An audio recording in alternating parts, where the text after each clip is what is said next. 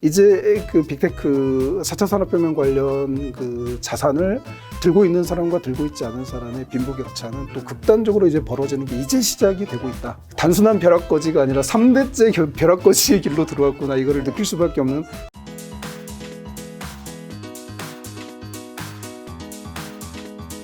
자, 오늘 이야기는 이제 요 책, 이제 미래의 부유, 요에 대한 이야기를 좀 드리려고 하는데, 네네. 요 책에 보니까 기존 부유의 공식은 완전히 깨졌다. 네네네. 이거 어떤 의미죠? 굉장히 자극적입니다. 유튜브 썸네일 같고. 뭐 사실 뭐 깨졌다고 보기는 어려운데 네네. 이제 출판사에서 책을 팔기 이러면서 마케팅적 언어이긴 한데 네네. 사실 뭐 기존 부의 공식이 완전히 깨졌다. 이게 대표적으로 우리가 놓고 보면 3차 산업혁명 시대 네. 그때는 우리가 그 부동산이 거의 전부인 시대였죠. 그런데 우리가 시간이 딱 흐르고 나니까 네. 제 책에도 나오지만 이건 뭐 다 알고 계시는 이야기지만 음마아파트에 투자한 것보다 삼성전자에 투자한 게 사실은 훨씬 더 많은 수익이 나왔잖아요. 그것처럼 앞으로 미래에는 이 흐름이 더 극대화될 것이다. 이제 그런 이야기라고 생각해 주시면 될 것 같아요. 네. 알겠습니다. 저기 보니까 또 사회의 악재가 폭발적으로 맞물린 시기인 불황이 7년 후에 온다고요? 2028년부터 네. 서울에서 가구 수도 감소하고 인구도 이제 노령화로 완전히 들어가는. 그쵸. 그래서 2028년부터 65세 인구가 증가하죠. 우리나라에 거의 1,500만 명까지 되는.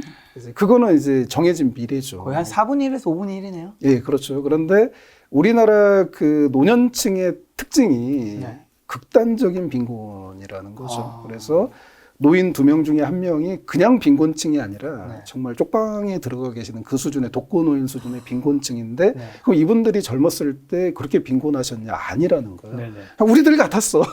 일반 회사 다 다니고 그러시던 분인데 어느 순간 65세가 넘어가면서 한순간에 네. 빈곤층으로 전락하는데 네. 2028년부터 이제 1,500만 명의 시대가 되는데 그럼 그 중에 절반은 거의 750만 명은 극빈층이라는 거죠. 그러니까 뭔가 2028년부터는 뭐 네. 부동산이고 뭐고 물론 잘 되는 부동산은 계속 잘 됩니다. 핵심 지역 뭐 강남이 그때 더 오르겠죠. 하지만은 전체적으로 국가 흐름을 놓고 봤을 때 국가의 이제 기운이 쇠락하는 곳으로 가는 거죠. 예. 그리고 사회가 전체적으로 침체가 되고 물론 이제 뭐 변수는 있습니다. 뭐 삼성전자라든지 삼성전자를 비롯한 우리나라 막 기업들이 갑자기 혁신을 일으켜서 세계 시장을 지배해서 네. 삼성전자가 10개 나온다. 그럼 네. 우리는 더 잘 되겠죠. 하지만 그런 일이 쉽게 일어나지 않으니까 그게 없다고 가정을 했을 때 그냥 우리나라 정부에서 발표한 미래 예측 보고서라든지 이런 통계 자료를 놓고 봤을 때 2028년부터 굉장히 우리나라가 좀 힘들어지는 그러니까 지금 코로나로 우리가 K자가 됐잖아요. 그것처럼 저는 좀 더 심각하게 봅니다. 우리나라가 약간 동남아처럼 망하는 국가가 된다. 뭐 꼭 그게 아니라 동남아처럼 빈부격차가 극단적으로 벌어지는 시대가 아마 2028년부터 시작이 되지 않을까. 네. 코로나 시대에 이미 시작이 됐지만 이제 진짜 가속화는 그때가 되지 않을까. 네. 저는 이제 그렇게 개인적으로 생각을 합니다. 그러면 이제 인구 문제, 전통 자산의 붕괴, 인공지능 대체 등 굉장히 뭐 많은 문제점이 책에 있던데 네. 작가님이 생각하시는 지금 가장 큰 문제점 뭐라고 보세요? 지금 가장 큰 문제점은 네. 사람들이 나한테 다가올 미래가 얼마나 잔혹한 미래인지 거기에 대한 실감을 느끼지 못하고 있다. 이게 가장 큰 문제로 생각합니다. 그러니까 내가 알고 있으면 위험이 나에게 닥쳐오고 있구나를 알고 있으면 대비를 할 수 있잖아요. 그렇죠, 그렇죠. 그런데 지금 너무 많은 분들이 지금 이 삶, 지금 내가 현재 누리고 있는 게 계속될 거고 이게 더 좋아질 거라고 믿고 있다는 거죠. 아무런 준비도 하고 있지 않은. 그게 저는 가장 큰 문제점이라고 생각을 합니다. 그런데 이게 최근에 코로나 시대를 거치면서 증명이 됐잖아요. 자, 코로나 시대가 터질 줄을 몰랐지만 그렇죠, 몰랐죠. 준비를 한 사람들이 있었어요. 4차 산업혁명 시대가 올 수밖에 없다. 그래서 대표적으로 뭐 미국 우량 주식, 뭐 애플이라든지 뭐 테슬라도 있고 구글도 있고 여러 가지 4차 산업혁명 주식에 미리부터 투자하신 분들이 있었죠. 이분들은 극단적으로 재산이 늘어났죠. 그리고 이제 뭐 핵심 지역의 부동산을 또 뭐 미리 투자한 분들도 이제 엄청나게 재산이 늘어났죠. 우리가 이걸 이미 경험을 하지 않았습니까? 그러면은 이게 이제 시작인데 4차 산업혁명이 본격화가 되었을 때 부동산은 뭐 논외로 할게요. 그냥 뭐 인구 문제도 있고 그리고 우리가 뭐 일본식 장기 침체로 갈 수도 있고 여러 가지가 있기 때문에 부동산은 우리가 알 수 없으니까 그리고 부동산은 사이즈가 너무 커서 일반인이 하기가 좀 쉽진 않잖아요. 그래서 우리가 주식이라는 걸 한정해서 놓고 본다라면 네. 이미 코로나 시대에 미국의 빅테크 4차 산업혁명 관련 주식을 갖고 있었냐 없었냐에 따라서 이미 빈부격차가 K자로 갈라졌는데 지금 너무 많은 분들이 아직도 이거를 이제 감을 못 잡고 계시는 게 좀 마음이 아프죠. 그러니까 이게 코로나가 끝나면 다시 예전으로 돌아가면 또 예전 같은 시대가 돌아올 거야. 이렇게 생각을 하는데 네. 아니죠. 예. 이제 시작이고 이제 그 빅테크 4차 산업혁명 관련 그 자산을 들고 있는 사람과 들고 있지 않은 사람의 빈부격차는 또 극단적으로 이제 벌어지는 게 이제 시작이 되고 네. 있다. 이게 이제 앞으로 10년, 15년 지나가면은 정말 이거는 그 주식을 갖고 있지 못한 사람은 갖고 있는 사람을 정말 그 딱 바라봤을 때 내가 단순한 벼락거지가 아니라 3대째 벼락거지의 길로 들어왔구나 이거를 네. 느낄 수밖에 없는 그런 시대가 이미 우리에게 와 있다. 저는 뭐 이 얘기를 하고 싶은 겁니다. 네. 어떻게 보면 4차 산업혁명이 지금 코로나가 이제 그 가속 페달을 밟았는데 네네. 이거는 지금 시작에 불과하다. 브레이크를 걸기 힘든 상황이죠. 그렇죠. 네네. 최근에 또 1인 가구의 증가가 부동산 시장에 굉장히 좀 안 좋다면서요. 1인 가구가 증가를 했을 때 이 네. 1인 가구가 네. 소득이 괜찮고 네. 그러니까 정말 화려한 싱글이면 상관이 없습니다. 네. 그런데 문제는 네. 이분들이 통계를 놓고 봤을 때 네. 우리가 뭐 이렇게 방송 TV에서 연예인 혼자 사는 분이 나왔을 때는 막 넓은 집에서 멋있게 사는데 비현실적이죠. 얼마나 있겠냐고 연예인이 그런 연예인이 네. 대부분은 그냥 통계로 놓고 보면은 빈곤층이에요. 1인 가구의 3분의 1이 극빈층입니다. 그런데 앞으로 희망이 없어요. 왜 그러냐면은 1인 가구의 거의 절대 다수가 노인들이시죠. 노인분도 예, 많으시죠. 그러니까 이분들이 앞으로 직업을 갖게 될 가능성이 없어요. 그리고 두 번째 20대인데 네. 이분들이 이제 거의 실직 상태죠. 그런데 이분들이 이제 몇 년 뒤면 30대가 돼요. 네. 그러면 이분들이 그 사이에 뭔가 반전이 있기가 쉽지가 않습니다.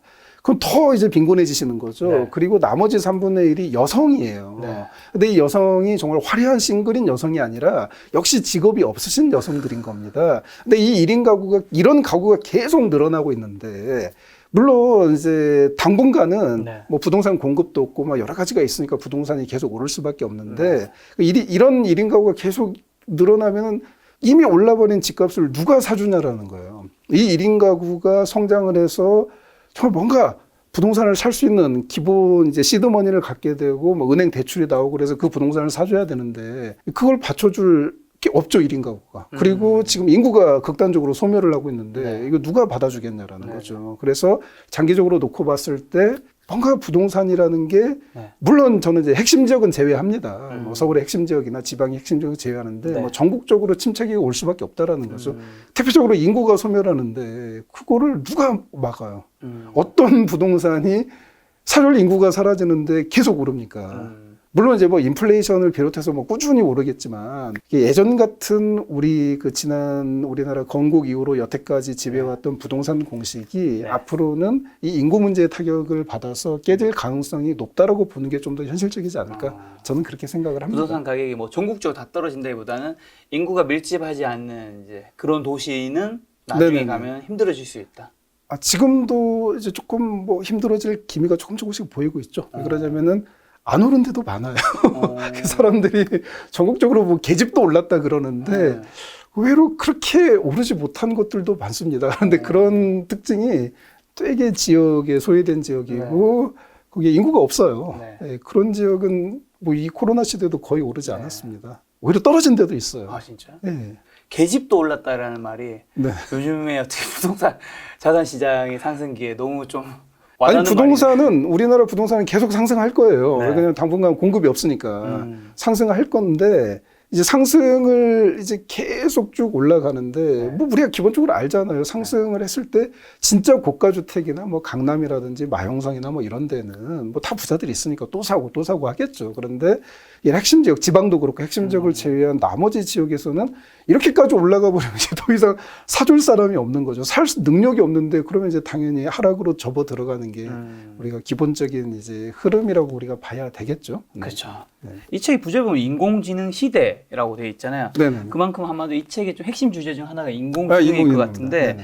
지금 몇 % 정도 좀 진행되었다고 보시고 좀 어떤 징후들 보고 계신지 그러니까 궁금합니다. 저는 100%라고 봐요. 네. 네, 왜 그러냐면 물론 이제 우리 앞에 100%로 펼쳐지지는 않았어요. 네. 그런데 우리가 스마트폰이 없으면 살지 못하는 시대를 살고 있죠. 그렇죠. 내 인생을 돌아봤을 때 내 삶의 모든 순간에 스마트폰이 있어요. 네. 정말이거든요. 이거 네. 정말 제가 그쵸. 충격받습니다. 그러니까 인공지능은 이미 내 삶에 100% 들어와 있는 거죠.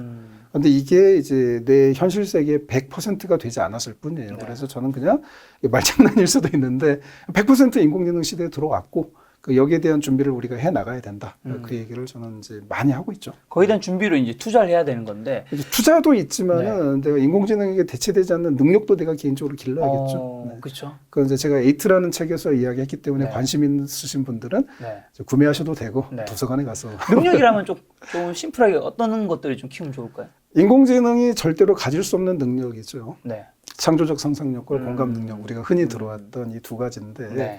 뭐 하버드를 비롯해서 스탠퍼드 이런 아이비리그는 이미 2000년대 후반부터 이런 교육 시스템으로 다 바꿔놨어요. 네. 그러니까 인공지능이 가질 수 없는 능력을 길러주는 교육 과정을 다 지금은 이제 채용을 네. 하고 있죠. 네. 그리고 구글이라든지 애플, 아마존 이런 기업들도 사실 그 네. 회사 내에 그런 게 있습니다. 대표적으로 페이스북 그 회사 본사에는 활판 인쇄소가 있죠. 그 직원들이 거기서 그 활판 막 나무를 막 해서 막 글자 ABCD 만들어서 인쇄를 하고 막 그래요.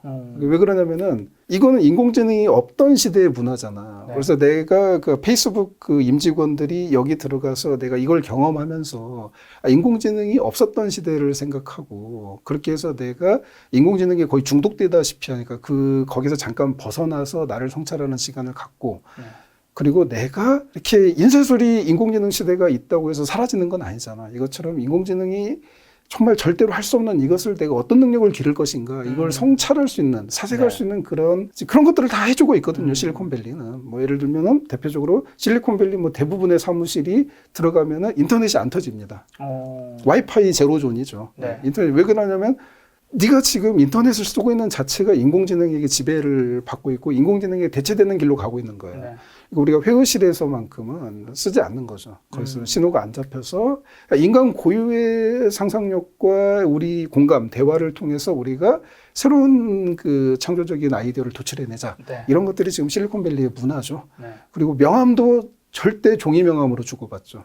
우리나라는 스마트폰 명함 주고받는 게 뭔가 센스 있고 뭔가 시대를 앞서가는 것처럼 보이지만 미국의 IT에 중독될 대로 중독된 사람들은 종이 명함 자꾸 그 인공지능이 존재하지 않았던 시대의 문화를 갖고 와서 아날로그를 갖고 와서 거기에서 이제 나를 성찰하고 내가 인공지능에 대체되지 않으려면 어떤 노력을 해야 되는가. 네. 이게 이제 이미 뭐 미국이나 뭐 영국도 그렇고 일본도 그렇고 상당히 이제 문화 교육이라든지 기업에서도 많이 지금 정착이 되고 있는 부분인데 우리나라는 이게 없죠. 우리나라는 그냥 모두가 합심해서 인공지능에게 대체되자, 노예가 되자 막 그 길로 열심히 달려가고 있는 게 우리나라의 안타까운 현실입니다. 네. 네네. 창조성과 공감 이런 공감, 것들이 좀 우리가 네네. 개인이 써야 되는 거고 또 한쪽에서는 투자를 해야 되는데 투자를 당연히 해야죠. 책에서는 한국 주식보다 미국 주식을 굉장히 조금 투자를 강조하시는 것 같아요.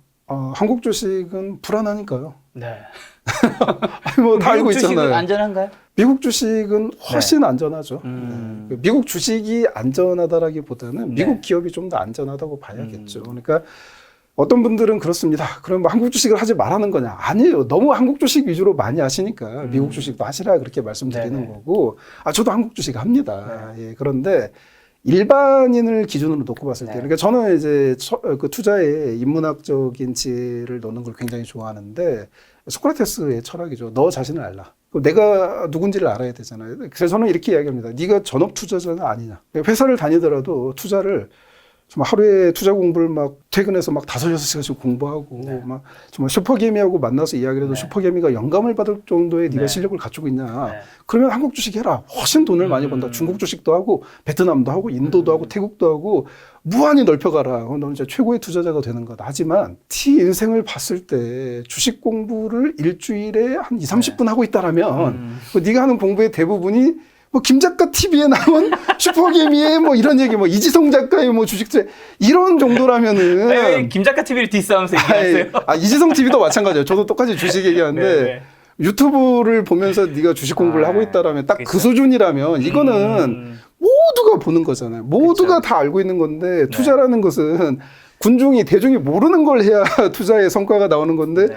아니 뭐 실시간 시청자가 막 예를 뭐 3% 막 5만 명 막 슈커 이러는데 그거를 아니 당연히 열심히 봐야겠죠. 뭐 기본적인 걸 알아야 되니까. 그런데 그게 전부라면은 아니 전 국민이 다 알고 있는 걸 내가 더 많이 알아서 그게 무슨 의미가 있냐라는 거예요. 그러니까 딱 그 수준이라면은 너는 일반인이라는 거예요, 당신은. 그러니까 내 자신을 알라. 일반인에게 맞는 투자법이 그렇죠. 있다. 그러니까 일반인을 맞는 투자법을 보면은 그래프만 봐도 딱 나오죠. 코스피 그래프는 요거잖아요. 요건데 미국 주식 그 다우지수나 뭐 S&P 500은 요거니까 요거. 요거니까 그리고 120년 역사가 그걸 증명하고 있으니까 그래프만 봐도 답이 나오는 거고요. 그리고 두 번째 애국하자. 그래서 달러 자산을 많이 쌓자. 지금도 세계가 뭐 중국에서 뭐 석탄 문제 뭐 여러 가지가 있어서 지금 달러가 오늘도 1,200원 돌파했잖아요. 그러면은 지금 1,250원 넘어가면은 그때부터 우리는 IMF를 걱정해야 됩니다. 우리나라는 이제 환율이 그 구간이죠. 1,300원 넘어가면 언제 IMF가 터져도 이상하지 않을 상황이 되죠. IMF가 왜 터집니까? 한국에 달러가 부족하죠. 그렇죠. 그러면 우리가 미국 주식을 투자했을 때 우리는 달러 자산을 우리 국민들이 갖고 있는 거 아닙니까? 그러면 이제 우리가 달러 자산이 많을수록 일본이 잃어버린 20년, 30년이 있었지만은 망하지 않고 정말 잘 살고 있잖아. 어쨌든 그 비결이 뭐냐?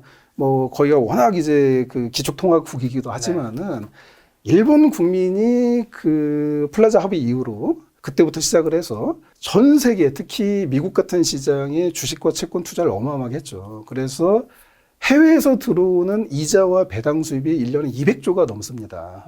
우리나라가 일본보다 더 잘해야죠. 제발 축구도 일본을 이겨야 되지만 금융도 일본을 이기자.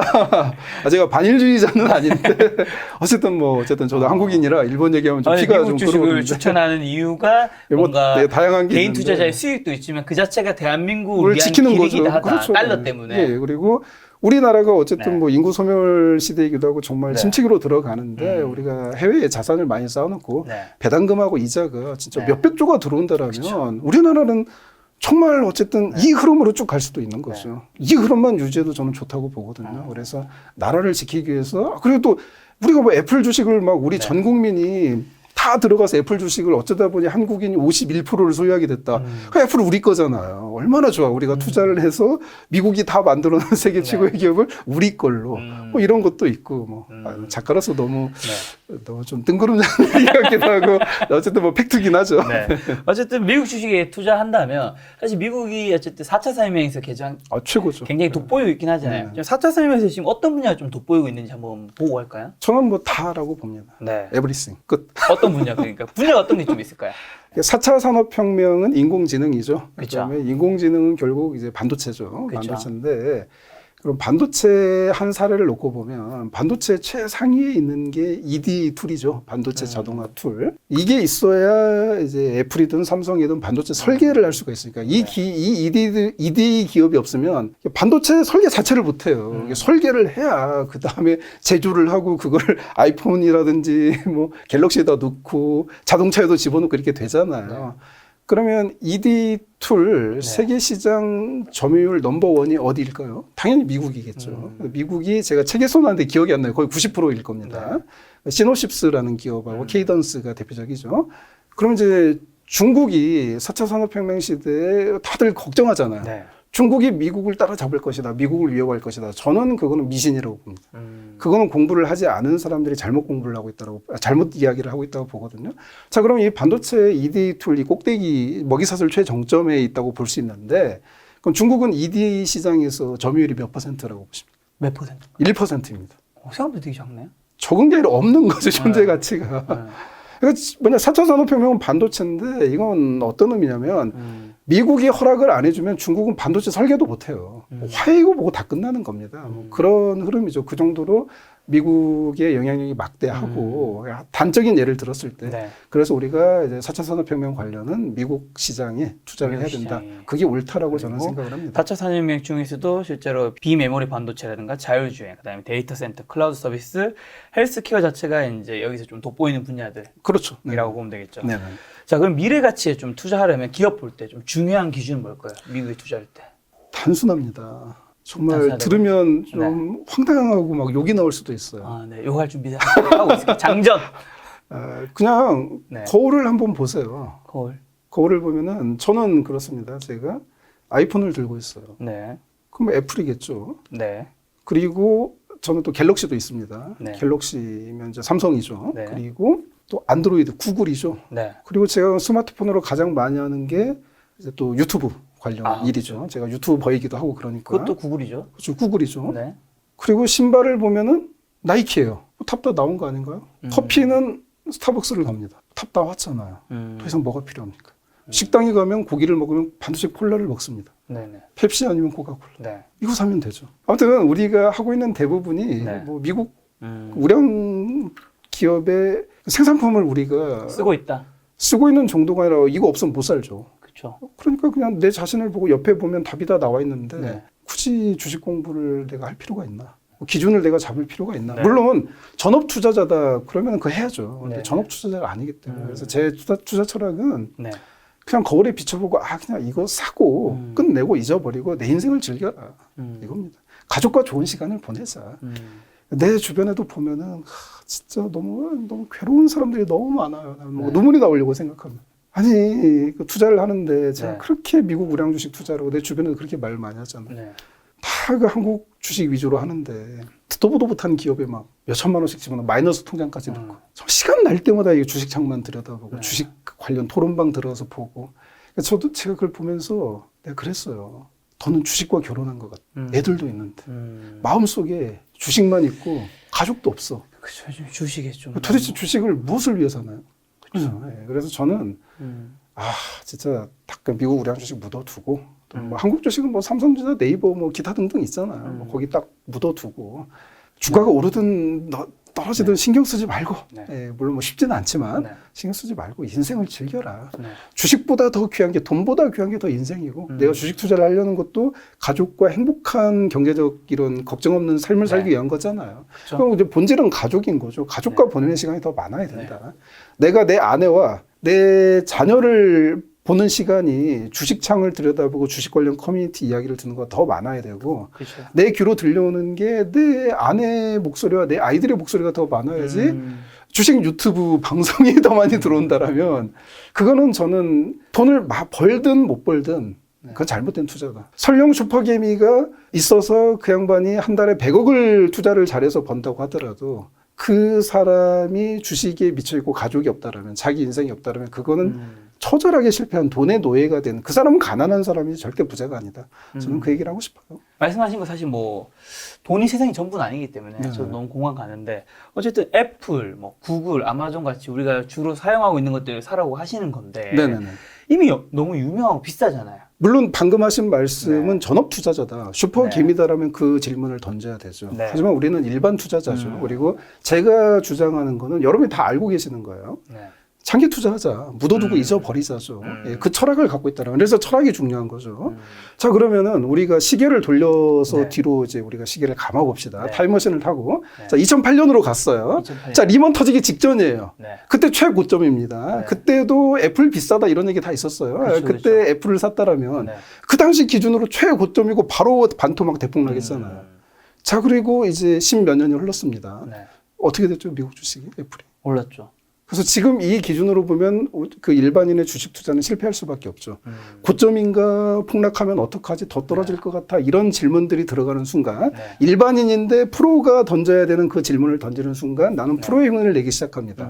그런데 내 실력은 프로가 아니에요. 그럼 당연히 다치겠죠. 그리고 주식장을 떠나겠죠. 부자가 될 그 라인에서 영원히 떠나게 되는 거죠. 그래서 장기 투자의 관점. 주식은 오렌 버핏 형님도 시간에 투자하는 거다. 그래서 저는 미래의 관점인 거예요. 타임머신을 타고 이제 10년 뒤로 가보는 거죠. 10년 뒤에 지금 주가를 봤을 때 이게 과연 비쌀 건가. 가장 쌀 수도 있어요. 지금 작가님 생각하신 거는 5년 뒤, 10년 뒤에도 애플, 구글, 아마존 같은 회사는 더 올라 있을 것이라 생각하시나요? 더 올라 있습니다. 왜요? 더 많이 사람들이 쓸 것이기 때문에. 4차 산업혁명 시대. 그러니까 이게 있죠. 뭔가 사람들의 변화가 생겼어요. 그래서 뭔가 사회 문화가 트렌드가 하나가 생겼어, 미국에서. 또는 뭐 중국일 수도 있고 한국일 수도 있겠죠. 사람들이 스마트폰을 쓰지 않는 거예요. 이게 내 인생에 너무 안 좋아. 스마트폰을 버리기 시작한 문화가 생긴 겁니다. 그래서 이게 막 좀 주류가 될 느낌이 막 보여. 뭔가 막 시애틀에서 한 뭐 20만 명 정도가 막 그런 걸 하고 있고 막 세계적인 흐름으로 이렇게 보여요. 그러면은 사면 안 되죠. 당연히 주식이 점점 떨어지거나 그렇죠, 회사가 그렇죠. 망할 수도 있겠죠. 네. 그런데 지금 사람들이 스마트폰에 더 깊이 빠져들어가고 있어요. 4차 산업혁명에 더 깊이 빠져들어가고 있는데 그런데 10년 뒤에 애플이나 마이크로소프트 이런 기업들이 문제가 있을까요? 안 좋아질까요? 저는 이렇게 그냥 기본적으로 보는 거예요. 네. 주식이라는 건 결국 사람들이 하는 거기 때문에 기업이라는 것도 결국 사람들이 고객이 되는 거죠. 그런데 이 관점으로 놓고 봤을 때 사람들이 4차 산업혁명, 인공지능 관련 기업, 빅테크에 네. 자기 인생을 더 갖다 바치지 못해서 안달이고 아이들은 이미 이제 그 뭐 네이버 제페토라든지 로블록스 이런 걸 통해서 아이들은 이미 더 깊은 이제 메타버스의 그 영역까지 들어가고 있는데 그러면 애플이라든지 이런 미국의 빅테크 기업들이 더 잘 될 수밖에 없지. 사람을 보면 되는 거죠. 이거를 뭐 가격을 보고 막 기업 분석을 하고 어쩌고저쩌고 하는 거는 그거는 저는 이제 뭐 애널리스트들이나 하는 거고 우리 같은 일반인 저처럼 약간 인문학적 시각으로 보려고 노력하는 결국 사람이 하는 거니까 그런 입장에서는 저는 그냥 사람들을 놓고 봤을 때 제가 해외 봉사를 많이 하고 아프리카를 비롯해서 중동 여러 군데 갔지만 거기 계신 분들이 불만이 뭐냐면 더 좋은 아이폰을 쓰고 싶다. 이 아이폰 때문에 뭐 우리 삶이 뭐 방해를 받고 있어. 아이폰은 뭐 아프리카니까 별로 필요하잖아. 이런 얘기를 들어본 적이 없어요. 더 좋은 나이키를 신고 싶다. 더 많은 나이키 제품이 있으면 좋겠다. 이런 얘기를 제가 아프리카에서도 더 많이 들었어요. 그러니까 저는 정말 한국에서 저처럼 이제 그 세계 여행을 많이 해본 사람도 드물 텐데 뭐 라오스도 그렇고 캄보디아도 그렇고 베트남도 그렇고 다들 더 좋은 아이폰, 더 좋은 갤럭시, 더 좋은 앱, 더 좋은 나이키, 스타벅스가 더 많이 들어왔으면 다 이런 얘기하고 있는데 전 세계 인구가 그래서 저는 그래서 이제 제 이런 사람들의 인류의 흐름을 보고 저는 확신을 얻고 있는 거죠. 4차 산업혁명 관련된 이야기가 굉장히 많이 담긴 이 책인 건데 네네. 방금 말씀하신 코카콜라라든가 네네네. 스타벅스를 좀 추천하는 이유는 뭐예요? 우리가 다 아니까. 다 아니까. 그러니까 주식이라는 게 그렇잖아요. 우리가 일반인은 정말 우량 주식을 이렇게 특히 미국 주식을 장기로 가져가면 실패할 일이 거의 없어요. 그런데 우리가 중간에 판다라는 거죠, 두려움에. 근데 코카콜라라면은 안심이 되죠. 그래서 저는 이제 제 유튜브 보시는 분들한테 그런 얘기를 많이 해요. 뭐 애플이 막 떨어졌다고 막 다 두려워하면은 아니 저기 가로수길 혹시 서울 사시는 분은 가로수길 애플 매장 앞에 가봐라. 줄 엄청 밤 9시 반에 줄 서 있고 그리고 당신 손에 봐라. 삼성전자 주식 갖고 있으면 갤럭시 갖고 있지 않냐. 삼성이 없어지겠냐. 그러니까 코카콜라, 스타벅스 이런 이야기를 주로 하는 게 뭐냐면 보이잖아요, 가면은. 그러니까 초보자들은 보면서 안심을 하는 거죠. 내 눈에 보이는데 한국에도 스타벅스가 이렇게 많고 나이키 신는 사람이 저렇게 많은데 안 없어지겠구나. 믿음이죠. 그러니까. 근데 말씀해 주신 게 대부분 사실 그 분야에 지금 1등이잖아요. 1등만 저는 추천해요. 왜 2등, 3등은 얘기 안 하시는 거예요? 관심이 없어요, 제가. 왜요? 그냥 처음부터 관심이 없어요. 나중에 혹시라도 사라질 수 있다 생각하시는 건가요? 그냥 별 관심이 없어요. 그냥. 개인적 취향인데 그냥 굳이 내가 이 분야에 투자하는데 1등하고 손잡으면 되지. 예를 들면 그런 거죠. 제가 김 작가님한테 질문 하나 던져볼게요. 김 작가님이 여기에 이제 섭외를 할 수 있는 가수가 있어요. 방탄소년단이 있고 그다음에 이제 됐어요. 제가 이름을 그 질문 뒤에 안 해도 돼요. 방탄소년단 할 거 아니야. 왜 본인의 그 본성을 왜 투자에서는 왜 그걸 접습니까? 그게 말이 안 돼. 그냥 본성을 따라가세요. 그런 의미. 네네. 자, 그러면 대한민국의 삼성전자는 좀 어때요? 괜찮나요? 삼성전자는 최고죠. 앞으로도 잘 될 수밖에 없죠.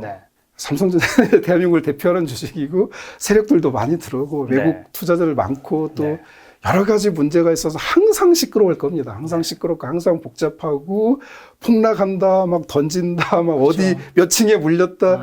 이미 20년 전에도 있었고 10년 전에 늘 있던 이야기인데 이걸 앞으로 더 가속화가 되겠지만 딱 놓고 보세요. 반도체 시대잖아요. 그런데 삼성전자처럼 뭐 이제 물론 대만의 TSMC가 있지만 좀 비메모리 위주고 메모리도 엄청 필요하죠.